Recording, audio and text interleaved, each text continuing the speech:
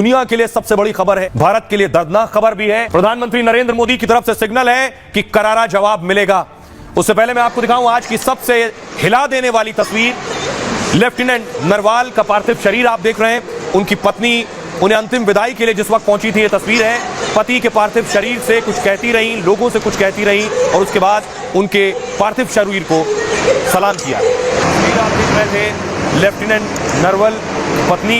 Lieutenant Narwal Haryana के करनाल के रहने वाले थे। बीटेक किया था। बीटेक के बाद कुछ साल पहले ही नेवी में शामिल हुए और उसके बाद पहलगाम घूमने गए थे। और इसके साथ ही गृह मंत्री अमित शाह मौजूद थे श्रीनगर में पुलिस कंट्रोल रूम, जहां सभी के पार्थिव शरीर रखे गए थे। गृह मंत्री अमित शाह पहुंचे और उन्होंने श्रद्धांजलि दी उन 26 लोगों को। और ये तस्वीरें पूरा देश देख रहा था और उसके बाद देश में गुस्सा और उबाल था। ये तस्वीर देखिए, मैं आपको दिखा रहा हूं रामबन की तस्वीर। रामबन में लोग सड़कों पर उतरे और बदले की मांग कर रहे थे। सामने आई लुधियाना में भी उलेमा मुस्लिम संगठन के लोग सड़कों पर उतरे, प्रदर्शन किया।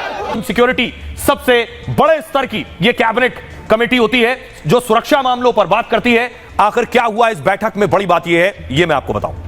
दरअसल पहलगाम में आतंकी हमले के बाद प्रधानमंत्री नरेंद्र मोदी एक्शन में। सऊदी अरब से लौटने के बाद पीएम आवास पर यह बड़ी बैठक हुई। हमले के बाद सुरक्षा मामलों की कैबिनेट समिति की बैठक हुई। पीएम मोदी की अध्यक्षता में यह सीसीएस की बैठक हुई। सीसीएस में राष्ट्रीय सुरक्षा से संबंधित निर्णय लिए जाते हैं।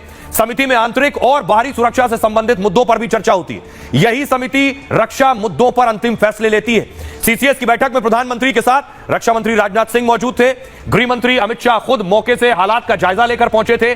गृह मंत्री शाह ने हमले को लेकर पूरी डिटेल प्रधानमंत्री नरेंद्र मोदी के साथ साझा की।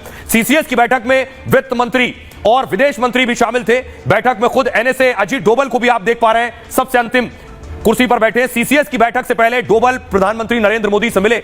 बैठक से पहले प्रधानमंत्री को हालात की जानकारी दी गई, साथ ही आगे की रणनीति का प्लान बताया, आगे क्या करना है, कैसे करना है। इससे पहले रक्षा मंत्रालय की 2.5 घंटे तक बैठक चली। इसमें रक्षा मंत्री राजनाथ सिंह और तीनों सेना के प्रमुख भी शामिल हुए। एनएसए अजीत डोभाल भी इस बैठक में मौजूद रहे। इस बैठक के बाद डोभाल ने प्रधानमंत्री नरेंद्र मोदी को ब्रीफ किया।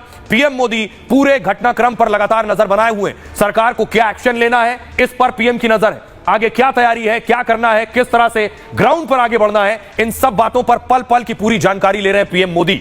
क्योंकि आपको याद होगा अर्नब गोस्वामी ने जब पीड़िता से बात की थी जिसके पति को पॉइंट ब्लैंक पर आतंकी ने मार दिया था, वो पीड़िता बता रही है आतंकी ने जब उनके पति की हत्या की तब उस पीड़िता ने कहा मुझे भी गोली मार दो, तो आतंकी ने कहा तुम्हें नहीं मारूंगा, तुम मोदी को जाकर बता देना। सुनिए जरा।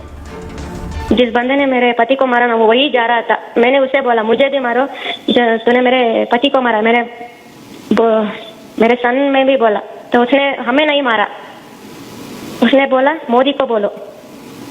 बताया गया कि राजनयिक भारत छोड़ दें, पाकिस्तानी राजनयिकों का बोरिया बिस्तर बंद। 48 घंटे में पाकिस्तानियों को देश छोड़ने का आदेश दे दिया गया। विदेश मंत्रालय ने बड़ी खबर दी है, पाकिस्तानियों का वीजा रद्द कर दिया गया है जो भी भारत में है। ये सबसे बड़ी खबर इस वक्त आ रही है। आपको बता दें अटारी चेक पोस्ट को बंद कर दिया गया है। भारत में पाकिस्तानी दूतावास बंद। 1 हफ्ते में पाकिस्तानी राजनयिक छोड़ दें। पूरी दुनिया भारत के साथ है, विदेश मंत्रालय कह रहा है।